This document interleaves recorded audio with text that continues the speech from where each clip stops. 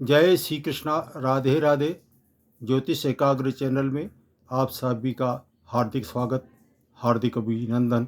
सर्वविदित आप सभी को ज्ञात है कि शुभ योग हमेशा शुभ फल ही देते हैं और अशुभ कुयोग हमेशा विपरीत फल यानी कि खराब फल देते हैं। इसी खराब फल की श्रृंखला में आज मैं आपको केमद्रु योग नाम के बारे में थोड़ी जानकारी देना चाहता हूँ। केमद्रु योग कैसे बनता है और इसके क्या परिणाम होते हैं और ये कब घातक होता है या फिर कब इसका केमद्रु योग का फल अशुभ से शुभ की ओर ले जाता है, इसकी जानकारी मैं दे रहा हूँ। केमद्रु योग कुंडली में चंद्रमा जिस राशि में या जिस भाव में बैठा हो उसके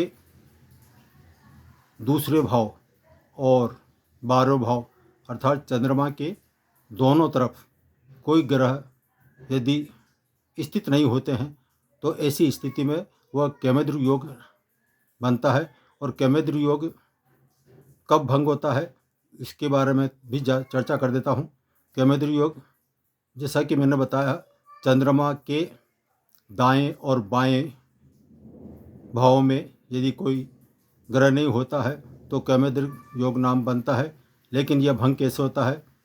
यदि कुंडली में लग्न या चंद्र लग्न से केंद्र में यदि कोई भाव कोई ग्रह स्थित हो जाए तो वह केमद्रु योग नाम को नष्ट करके अपनी अशुभता में थोड़ी कमी ला सकते हैं। अब यह अत्यंत घातक कब बनता है ये भी मैं आपको थोड़ा बता देता हूँ। ये चंद्रमा यदि आपका लग्न, किसी का भी लग्न कर्क हुआ अर्थात कैंसर हुआ और उसमें केमद्रु योग बनता है तो वह अत्यंत घातक कहलाता है। इसी तरह से चंद्रमा यदि किसी शत्रु राशि में विराजित हो और उसके दाएं और बाएं भाग यानी कि द्वितीय भाव और 12वें भाव में कोई ग्रह नहीं हो तब भी यह केमद्रु योग अपना दुष्परिणाम देते हैं। मैंने अक्सर देखा है कर्क लगी कुंडलियों में केमद्रु वाले हमेशा दुखी पाए गए हैं, वो कोई जीवन में प्रोग्रेस नहीं कर सकते हैं, ऐसा मेरा अनुभव रहा है। और केमद्रु योग क्या क्या दुष्परिणाम होते हैं इसके मैं बता देता हूँ। केमद्रु योग वाले अत्यंत दुर्भाग्यपूर्ण जीवन व्यतीत करते हैं। वो जीवन यापन के लिए संघर्ष करते रहते हैं लेकिन उनको भटकाव आते रहते हैं, कोई उतार चढ़ाव ज़िंदगी में, यानी कि उसको जितना सुख मानव जीवन में मिलना चाहिए वो सुख वो वंचित हो जाता है।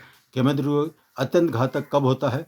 यह अत्यंत घातक होता है केमद्रु योग के साथ साथ कुंडली में यदि सकट योग भी हो तो ऐसा व्यक्ति हो सकता अपने माता पिता के पूर्व जन्म के कर्मों से, आशीर्वाद से वो उच्च शिक्षा तो प्राप्त कर सकता है लेकिन कैरियर में इतनी प्रोग्रेस नहीं कर सकता। एक कैरियर चुना, दूसरे में निकाला, इस तरह से उसका जीवन वैसे ही निकल जाता है और वो कोई विशेष सफलता प्राप्त नहीं कर सकता है।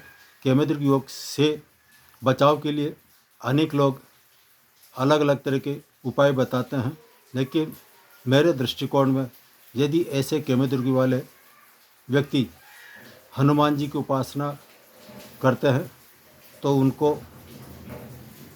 वैसे कोई खास सफलता नहीं मिलती है।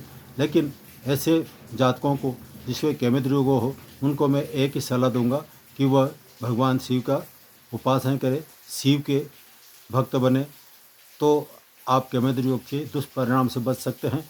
और शिव जी के आशीर्वाद से ये जितने भी केमद्रु योग के आपको परिणाम भुगतने पड़ते हैं वो सब धीरे धीरे नष्ट होते हुए वो अच्छी उन्नति प्राप्त कर सकता है। केमद्रु वाले के मैंने अधिकतर गंदा शब्द भी नहीं लूँगा, वो गलत पड़ता है, लेकिन केमद्रु वाले हर क्षेत्र में निराशा ही हाथ लगते हुए देखा है।